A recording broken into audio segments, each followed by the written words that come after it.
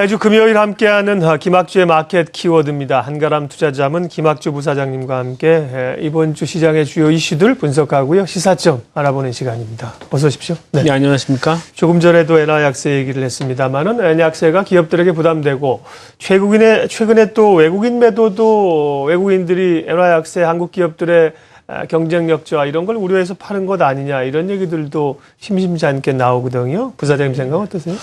예, 뭐 지금 이 엔저에 대해서는 이제 글로벌 투자은행들이 한 달러당 110엔까지 가는 것은 컨센서스 아니냐 이렇게 얘기를 하고 있어요. 근데 우리가 아베노믹스에 대해서 조금 이제 간과했던 게 저도 이제 간과를 했었는데 그걸 통해 가서 수출 기업들이 의외로 수익성이 좋아졌고요. 또 내수 기업들도 이제 수출 기업들이 이제 파생하는 그런 기업, 이익들의 영향을 많이 받고 있거든요. 그래서 예를 들면 이제 뭐 혼다가 북미에서 현지화율이 뭐 90%라고 얘기하지만 사실은 핵심 부품은 일본에서 이제 가져가는 거 아니겠습니까? 그러니까 이 엔저로 인해서 기업들의 이익 효과가 생각보다 컸다는 거죠. 그래서 그 증거가 뭐냐면 일본 기업들이 지금 월급을 올려주고 있어요. 물론 이제 정부가 시켜서 그러는 건데 일본 기업들은 뭐 정부 말 잘 듣습니다. 그래서 돈 벌면 월급 많이 올려주고 그러니까 이제 인플레이온이 생기는 거 아니겠어요? 근데 이제 소비세도 이제 인상을 하지 않습니까? 그러니까 그러면 뭐 제품 가격은 무조건 올라가는 거니까 인플레가 더 가시화되겠죠. 그러면 일본 국채 금리는 이제 마이너스로 들어가거든요. 그러면은 일본에 있는 돈들이 못 참고 튀어나갈 거라는 거죠. 그럼 다시 이제 엔화 약세가 더 가속화되고 아베는 여기에 대해서 톡톡히 재미를 보는 것 같아요. 그래서 물론 부작용도 있습니다만 일단은 그렇게 밀어붙일 것이다라고 생각을 하는 거죠. 근데 이제 이게 무서운 게 뭐냐면 지금까지 102엔까지 올 때까지는 뭐 일본 기업들이 어떤 실적을 제고하는 그런 수준에 머물렀지만 지금부터의 엔화 약세는 얘네들이 이제 남을 공격할 수 있는 돈이 생기는 거잖아요. 여윳돈이 생기는 거거든요. 그러니까 이제는 이제 장난을 칠 가능성이 높다는 거예요. 그러니까 지금까지는 사실 그렇게 뭐 도전을 받지 않았지만 앞으로는 좀 골치 아픈 현상이 발생될 수도 있을 것이다. 그래서 지금 자동차나 IT 같이 일본과 직접 경쟁을 하는 데가 조금 이제 골치 아프고 솔직히 외국인들이 한국 주식 살 때 삼성전자, 현대차만 사고 판다고 해도 과언이 아닌데요. 이제 그러다 보니까 이제 우리나라 이 시장에 대해서 조금 좀 조심스럽게 보는 그런 기류가 생기고 있습니다. 네. 상당히 지금 말씀하신 것처럼 자동차나 정말 삼성전자에 대한 매도세가 지속된다 그러면은 시장 자체는 되게 힘들어질 수밖에 없는 국면이 좀 이어질 가능성이 높다라고 말씀을 해주신 거죠. 네네, 그렇습니다. 좀 빠르게 좀 풀렸으면 하는 바람인데. 근데 부장님 궁금한 거는 시중에 지금 자금에 대한 플로우인데요. 부동산 상당히 좋지를 않고요. 그래서 부동산 쪽으로 돈이 가는 것 같지도 않고 금리 인상 기조에 이제 서서히 들어가기 때문에 채권에 대한 투자도 지금 힘들단 말이에요. 근데 또 주식시장도 지금 소강 상태에 있는 상황인데, 그럼 과연 이 자금에 대한 부분은 어디로 좀 유입이 되는 부분일까요? 그래서 이제 그동안 그래도 이 주식시장이 좀 버텼던 이유 중에 하나가 이제 그런 자금이 갈 데가 없으니까. 근데 최근에 어떤 엔저 리스크가 있으니까 일단은 뭐 부동 자금이 많아질 수밖에 없는 거죠. 근데 여기서 좀 재미있는 거는 그 돈들, 그러니까 돈을 놓을 데가 없지 않습니까? 그러니까 조금 안전하게 굴릴 수 있는 데에다가는 굉장히 공격적으로 싸게 조달 금리를 낮게 해서 주는 경향이 많더라고요. 그 수혜주가 이제 대부업체들이거든요. 그래서 이게 어떻게 보면 이제 고금리 단기 대출이죠. 근데 이분들이 이제 군인이라든가 공무원, 교사 이런 분들한테만 이제 론을 주거든요. 근데 이제 빌린 입장에서는 이자가 비싸니까 가장 돈이 생겼을 때 빨리 갚지 않습니까? 그러니까 굉장히 안전하게 지금 운영이 돼요. 그래서 이런 분들 지금 대부업체들이 이 뭐 경기가 불황으로 가면은 뭐 더 수요도 늘지 않을까? 뭐 이런 생각도 하지만 사실도 이것도 경기를 타기 때문에 그렇게 늘지는 않지만 다른 산업에 비해서는 굉장히 방어적인 수요를 갖고 있으면서 지금 금리가 상당히 빠르게 내려가고 있다는 거예요. 그래서 실적이 좋아지고 있어요. 그래서 지금 뭐 이 대부업체들은 지금 지자체 소속이거든요. 그래서 회사채 발행을 못 해요. 근데 만약에 이제 금융위 밑으로 들어가지 않습니까? 그러면 회사채 발행하게 되고 그러면 이 조달 금리가 2%포인트 내려갈 수 있어요. 그래서 하여튼 지금 우리나라가 내수가 안 좋고 굉장히 불황인데 그 중에서 굉장히 수요가 안정적이고 금리, 그러니까 돈 놓을 데가 없으니까 은행도 사실 돈을 빌려줄 데가 없으니까 이렇게 좀 안정적이고 이제 깔끔하게 이제 돈을 이렇게 굴릴 수 있는 예. 그런 대부업체들한테는 굉장히 싸게 돈을 많이 빌려준다. 그래서 이런 업체 차라리 찾아보는 게 낫지 않을까 생각하고 있습니다. 네. 마켓 키워드 한가람 투자자문 김학주 부사장님 함께하고 있습니다. 이번 주 그 테마 가운데는 가장 많이 얘기한 게 비트코인 관련주였거든요. 네, 저희도 비트코인이 뭐냐에 대해서 어제 분석을 했는데 워낙 비트코인 관련해서 주식시장에서도 그렇고 기사도 설왕설래합니다. 내용들이 굉장히 많아요. 예, 어떻게 보세요? 그래서 이제 뭐 어차피 그동안 양적 완화를 무차별적으로 했기 때문에 이제 뭐 화폐를 굳이 귀금속으로 가치를 보증할 필요가 있겠는가? 그러니까 금으로 이제 이 화폐를 이렇게 보증할 필요 없다. 그래서 일단 금 가격이 계속 떨어질 것이다라는 그런 차원의 고려아연 같은데 주가가 많이 빠졌지 않습니까? 근데 좀 오해가 있긴 있는 것 같아요. 고려아연은 사실 금이 아니라 은이거든요. 네. 그러니까 사실 뭐 유럽의 중앙은행들이 금을 많이 사면서 이제 화폐를 보증했었는데 그러다가 파는 거 아니겠습니까? 근데 그분들이 뭐 화폐를 은으로 보장하지는 않았으니까요. 그러니까 그 매물 부담이 그렇게 많지 않고 은은 사실 산업 수요가 굉장히 많아요. 그래서 그렇게 가격이 떨어지지 않을 것 같거든요. 고려아연은 사실 이 원화절상 피해주죠. 그래서 실적이 조금 이렇게 후달리는 부분은 있습니다만 사실 너무 조금 과매도되고 있다 이렇게 말씀드려도 되겠습니다. 비트코인은 어차피 이제 그 화폐가 불태환이 됐으니까, 그러니까 보증할 필요가 없으니까 굳이 뭐 중앙은행만 이 화폐를 발행할 필요가 있겠는가? 민간 너희들도 자기 신용으로 한번 발행을 해봐라. 그리고 그거를 사용하는 사람들도 각자 판단 능력에 맞게 분석을 해서 한번 뭐 융통을 해봐라. 그렇다면 이 화폐의 순기능 같은 것들이 나타날 수 있을 것이다. 뭐 이런 차원에서 이제 얘기를 하는 것 같습니다. 근데 여기 이런 거에 대한 그 배경이 어디서 나왔냐면 일단 빅데이터가 되지 않습니까? 그러면은 이 발행 주체에 대한 어떤 분석 능력이 굉장히 생긴다는 거죠. 그래서 이것도 어떻게 보면 모든 것이 스마트화되고 있는데 그런 스마트하이제이션의 어떤 부산물이 아닌가 이렇게 생각이 되고요. 또 하나는 아무리 개인이 정보 능력이 뛰어나져서 그걸 분석한다 하더라도 그래도 못 믿을 수 있지 않습니까? 그럼 지급 보증 기관이 생길 거예요. 그러면 누가 그걸 할 수 있겠는가?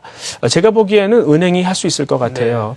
네. 지금까지는 뭐 은행이 브로커리지 위주야 단순한 아주 게으른 업무만 하다가 지금 비즈니스 모델을 다 잃어버리고 지금 계속 주가가 디레이팅 되고 있는데 장기적으로 봤을 때는 이제 정신 차리고 확실하게 이제 지급 보증 능력을 갖추면서 새로운 비즈니스를 한번 찾을 수 있을 것이다. 지금 은행에 대해서는 뭐 내년 2월 달에 회사채 만기가 도래하지 않습니까? 그러면 정부가 실패한 기업들에 대해서 은행들한테 무슨 부탁을 할지, 무슨 부담을 지울지 그거 모르기 때문에 지금 못 사고 있는 거죠. 근데 그 이후로는 이제 좀 새로운 어떤 사업 기회가 생기면서 좀 뭐 괜찮아질 수 있지 않는가 뭐 이런 기대도 한번 가져봅니다. 네. 네, 비트코인이 좀 센세이션한 그런 아이템이라고 생각은 되는데 그 가능성에 대한 부분은 조금 미지수인 것 같습니다. 얼마 전에 블랙 프라이데이가 끝났잖아요. 그리고 쇼핑 시즌이 뭐 시작은 했는데 연결은 되고 있는데 그 출발 자체가 그렇게 많이 좋지는 않았던 것 같아요. 그러니까 이 구매력 자체가 많이 좋지를 않아서 그런 것 같은데 그러다 보니까는 이 의류 업계들이 최대한 좀 싸게 좀 구하려고 이 ODM 업체의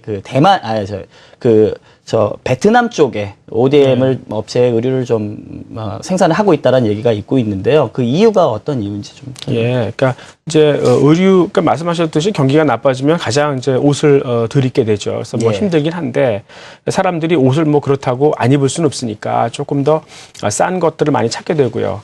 그래서 확실히 지금은 이제 의류의 네트워크가 결국은 이 오프라인 고급 백화점보다는 이제 스파 브랜드나 홈쇼핑 쪽으로 옮겨가는 건 사실인 것 같아요. 예. 특히 이제 이 유행을 굉장히 빠르게 바꿔가면서 또 싸게 조달을 하는 뭐 유니클로나 이런 데서 이제 그렇게 하고 있지 않습니까? 예. 근데 그분들이 지금 중국에서 그동안은 많이 의류를 조달을 했었어요. 싸게. 그러다가 이제 방글라데시로 간 거죠. 근데 지금은 방글라데시도 포화 상태에 이르렀어요. 그 다음이 베트남이거든요. 근데 최근에 주목해 볼 만한 거는 이 TPP라고요. 이게 이제 환태평양 경제 동반자 협력 체제거든요. 그러니까 이게 최근에 발효가 됐어요. 거기에 베트남이 들어가 있습니다. 그래서 뭐 이런 유니클로라든가 이런 글로벌 스파 브랜드가 베트남에서 옷을 가져갈 때는 관세를 물지 않아요. 그래서 상당히 이제 매력적이 되는 거죠. 다만 문제가 뭐냐면 옷을 만들려면 실이 있어야 되잖아요. 그러니까 방직이 돼야 되는데 지금 베트남 정부에서 중국에서 그 산업을 뺏으려고 그런 방직 인프라를 막 지금 구축을 했었거든요. 그러니까 앞으로는 빨리 이쪽으로 넘어올 거예요. 그래서 우리가 지켜봐야 될 거는 베트남의 이 의류 ODM 공장을 갖고 있는데 그리고 이 방직 시설을 지금 최근에 확장한 데가 있거든요. 그런 데를 좀 지켜보시는 게 좋을 것 같습니다. 네. 자, 이번엔 그 유가 얘기를 좀 하겠습니다. 유가가 최근에 상대적으로 안정세인데요. 그 요인은 뭐 셰일가스 등 대체재가 부각되는 것도 있겠습니다만은 오펙 석유 수출국 기구의 그 결속력이 이전만 못하다 그래서 오펙 시스템이 붕괴될 것이라는 지적도 있다 그럽니다. 네, 일단 뭐 그렇게 얘기하는 근거는 물론 이제 미국의 셰일 가스가 이제 어떻게 공격할지 모르죠. 근데 그것보다도 내부에 오펙 내부에 좀 뭐 반란 세력이 있지 않을까라고 생각하는 거죠. 네. 그러니까 그 주범이 역시 이란하고 이라크일 것 같아요. 이 두 나라는 그동안 이 전쟁과 경제적 제재 때문에 석유를 그렇게 많이 팔지 못했어요. 그걸 뒤집어서 얘기하면은 그 나라 안에는 굉장히 싼 그러니까 경제성이 있는 유전들이 많다는 거예요. 그런 걸 들고 나와서 싸게 팔 수 있다는 거죠.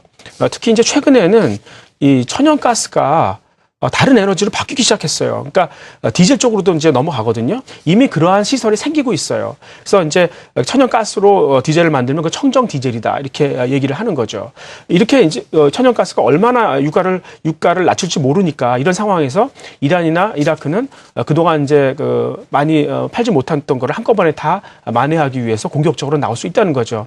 아무리 사우디가 감산을 해서 막으려고 해도 할 수 없다는 거죠. 근데 오펙이 그렇게 빠르게 무너질 것인가?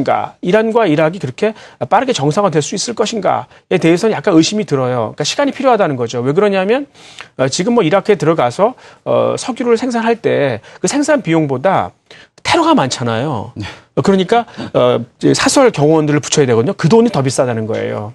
그리고 이제 석유를 수출하려고 해도 그 날씨가 좀 흐려지면은 물류 터미널이 폐쇄돼요. 그러니까 그런 인프라라든가 어떤 그런 사회 안전망이 갖춰지기 전까지는 그렇게 빠르게 오펙을 붕괴시키지 못할 건데요.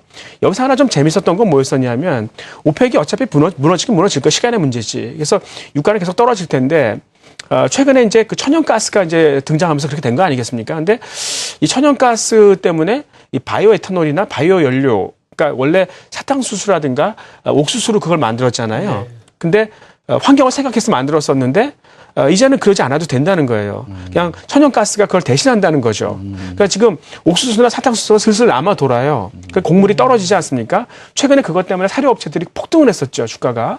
근데 제가 말씀드리고 싶은 거는 다 맞는 얘기인데 사실 올해는 상당한 풍년이에요.